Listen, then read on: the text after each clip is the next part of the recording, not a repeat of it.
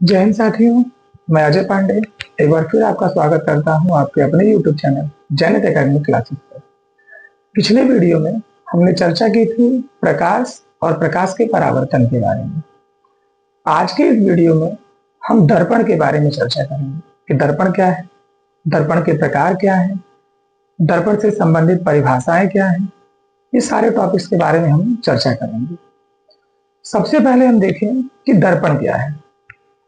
आपने घरों में उपयोग होने वाले दर्पण देखे हैं। घरों में उपयोग होने वाले दर्पण को अगर हम फ्रेम से बाहर निकालें तो फ्रेम से बाहर निकालने पर हम देखेंगे कि ये वास्तव में कांच की प्लेट है। इस कांच की प्लेट के एक तरफ हमने पॉलिश कर रखा है। पॉलिश करने के कारण जब प्रकाश की किरण इस पर आपतित हो रही है तो आर पार नहीं निकल पा रही है, जिसके कारण इससे प्रकाश का परावर्तन हो रहा है। मतलब हमने क्या किया, इसकी एक सतह को पॉलिश कर दिया तो जो दूसरी सतह है ये दूसरी सतह परावर्तक बन गई। इसे हम दर्पण कह रहे हैं।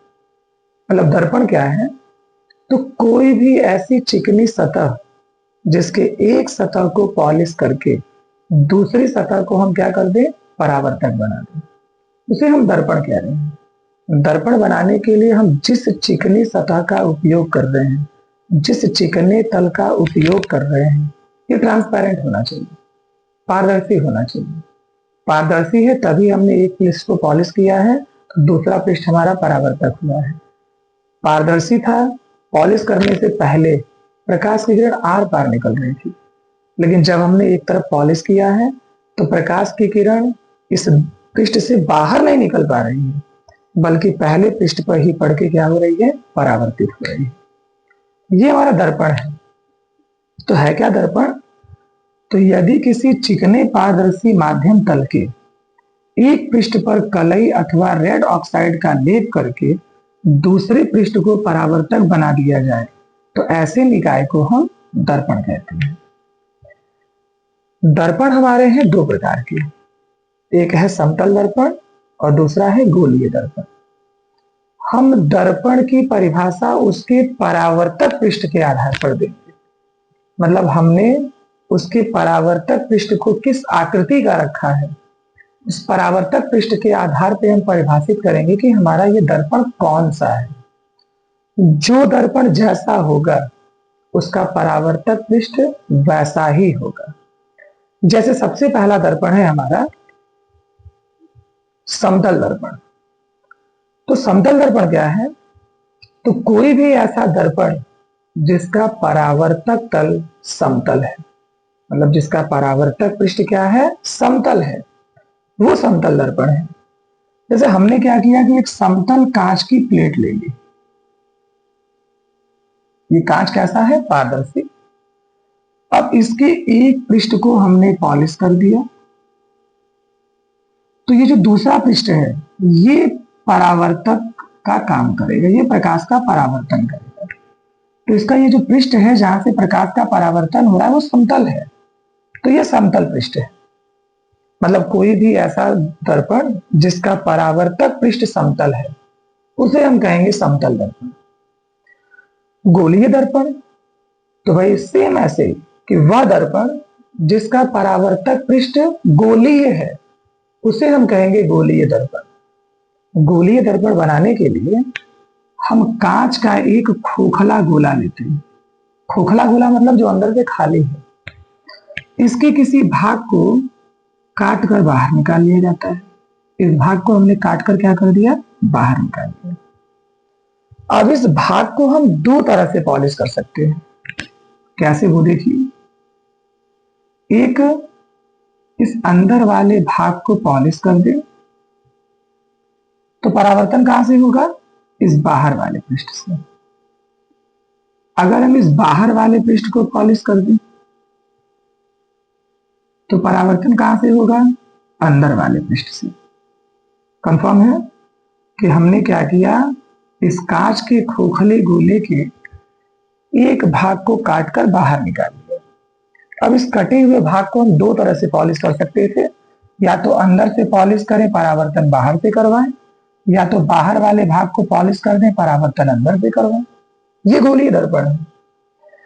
मतलब अगर हमारे दर्पण का परावर्तक पृष्ठ गोलीय है, भाई परावर्तन उभरे हुए तल से हो रहा है तब भी गोलीय है, भीतर वाले तल से हो रहा है तब भी गोलीय है, तो ऐसा दर्पण जिसका परावर्तक पृष्ठ गोलीय है उसे हम कहेंगे गोलीय दर्पण। अब गोलीय दर्पण है दो प्रकार के, एक हमारा ये उत्तल दर्पण और दूसरा है हमारा अवतल दर्पण। इस उत्तल दर्पण में देखें तो परावर्तन उभरे हुए भाग से हो रहा है, मतलब ये उभरा हुआ भाग उत्तल भाग है, मतलब ऐसा गोलीय दर्पण जिसका परावर्तक पृष्ठ उत्तल है उसे हम कहते हैं उत्तल दर्पण। उत्तल दर्पण में भीतरी वाले भाग को पॉलिश करके उभरे हुए भाग को हम क्या करते हैं, परावर्तक बना देते हैं। दूसरा है अवतल दर्पण। अवतल दर्पण में भाई परावर्तक पृष्ठ अंदर की ओर दबा हुआ है, मतलब अवतल है, तो ऐसा गोलीय दर्पण जिसका परावर्तक पृष्ठ अवतल है वो अवतल दर्पण है। अवतल दर्पण में हम उभरे हुए भाग को पॉलिश करके भीतरी भाग को परावर्तक बना देते हैं। तो दर्पण कंफर्म कि दर्पण क्या है, तो हमने कहा कि भाई दर्पण यदि किसी चिकने पारदर्शी माध्यम तल के एक पृष्ठ पर कलई अथवा रेड ऑक्साइड का लेप करके दूसरे पृष्ठ को परावर्तक बना दिया जाए तो ऐसे निकाय को हम दर्पण कहते हैं। दर्पण हमारे दो प्रकार के, एक समतल दर्पण, दूसरा गोलीय दर्पण। समतल दर्पण तो वह दर्पण जिसका परावर्तक पृष्ठ समतल है वो समतल दर्पण। गोलीय दर्पण तो वह दर्पण जिसका परावर्तक पृष्ठ गोलीय है वो गोलीय दर्पण। गोलीय दर्पण दो प्रकार के, उत्तल दर्पण और अवतल दर्पण। तो वह गोलीय दर्पण जिसका परावर्तक पृष्ठ उत्तल है वो उत्तल दर्पण, और वह गोलीय दर्पण जिसका परावर्तक पृष्ठ अवतल है वो अवतल दर्पण। मतलब कहने का ये कि जिस दर्पण की हम बात कर रहे हैं उसका परावर्तक पृष्ठ वैसा ही होगा। समतल दर्पण का परावर्तक पृष्ठ समतल, गोलीय दर्पण का परावर्तक पृष्ठ गोलीय, उत्तल दर्पण का परावर्तक पृष्ठ उत्तल और अवतल दर्पण का परावर्तक पृष्ठ अवतल होगा। ये चीजें कंफर्म है।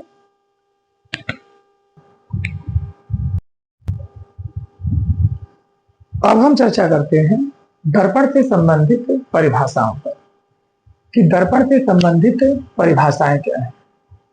जो दर्पण से संबंधित परिभाषाएं हैं वो है ध्रुव, वक्रता केंद्र, वक्रता त्रिज्या, मुख्य अक्ष, फोकस, फोकस दूरी और फोकस तल।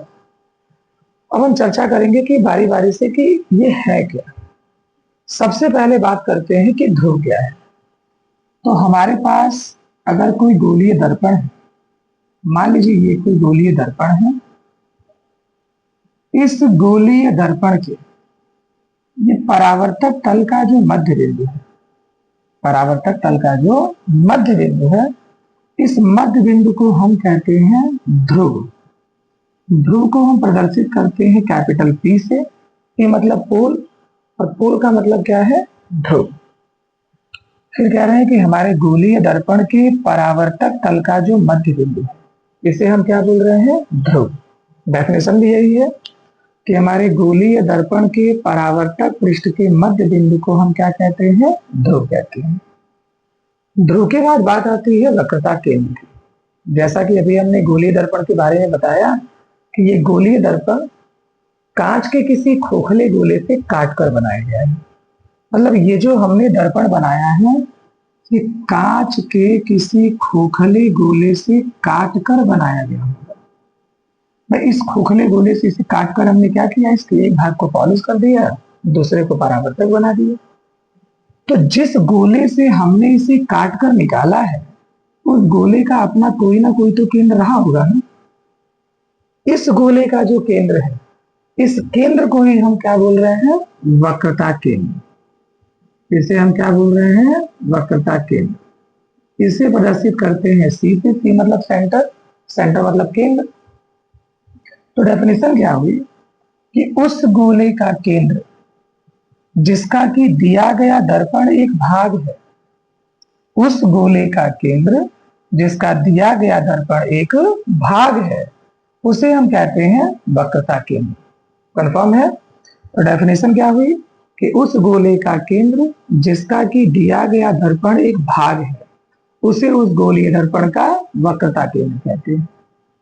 अब बात आती है वक्रता त्रिज्या की। तो भाई हमने शुरुआत से पढ़ रखा है कि हमारे केंद्र और परिधि के बीच की जो दूरी है उसी को हम त्रिज्या कहते हैं। तो यहाँ पर केंद्र और परिधि पर एक बिंदु मिला है हमें ध्रुव। तो हमारे इस गोलीय दर्पण के इस ध्रुव और वक्रता केंद्र के बीच की जो दूरी है इसी को हम कहते हैं वक्रता त्रिज्या। मतलब गोलीय दर्पण के ध्रुव और वक्रता केंद्र के बीच की जो दूरी है इस दूरी को हम कहते हैं वक्रता त्रिज्या। प्रदर्शित करते हैं कैपिटल आर से। आर मतलब रेडियस, रेडियस मतलब त्रिज्या। तो यहाँ पर फिर कंफर्म है कि भाई क्या है वक्रता त्रिज्या। तो गोलीय दर्पण के ध्रुव और वक्रता केंद्र के बीच की दूरी को हम क्या बोलेंगे, वक्रता त्रिज्या।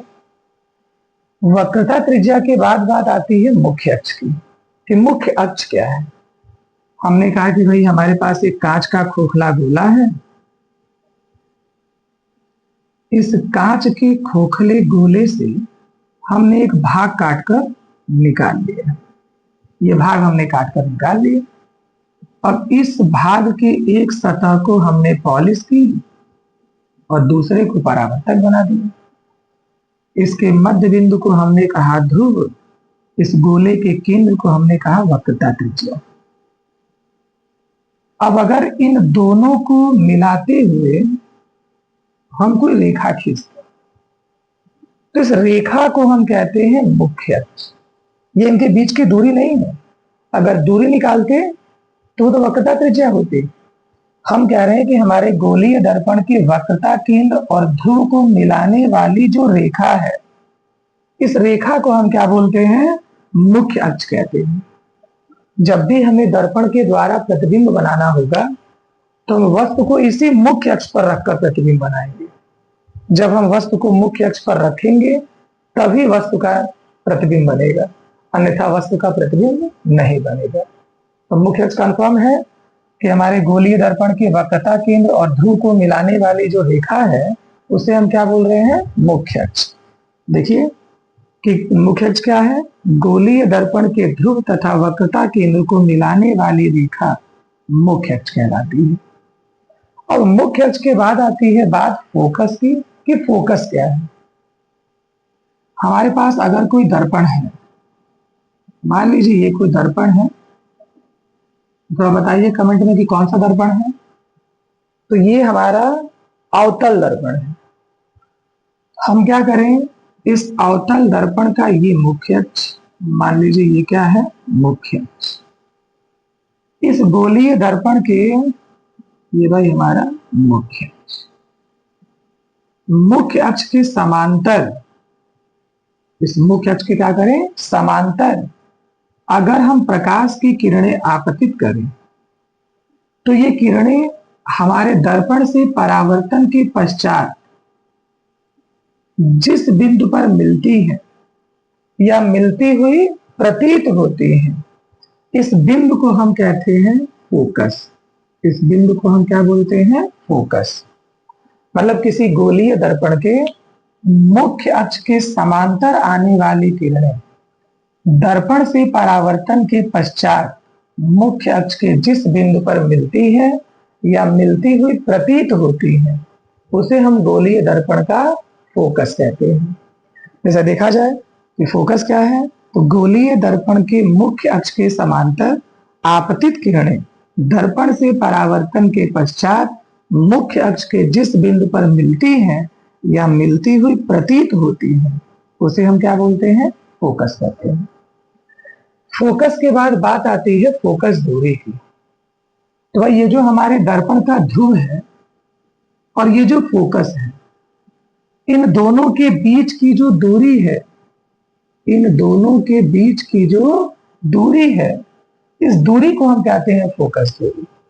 मतलब हमारे गोलीय दर्पण के ध्रुव और फोकस के बीच की जो दूरी है इस दूरी को हम क्या बोल रहे हैं, फोकस दूरी। देखा जाए कि फोकस दूरी क्या है, तो गोलीय दर्पण के ध्रुव तथा फोकस के बीच की दूरी को हम क्या बोलेंगे, फोकस दूरी। फोकस दूरी के बाद बात आती है फोकस तल की कि फोकस तल क्या है। हमने कहा कि भाई ये हमारा गोलीय दर्पण,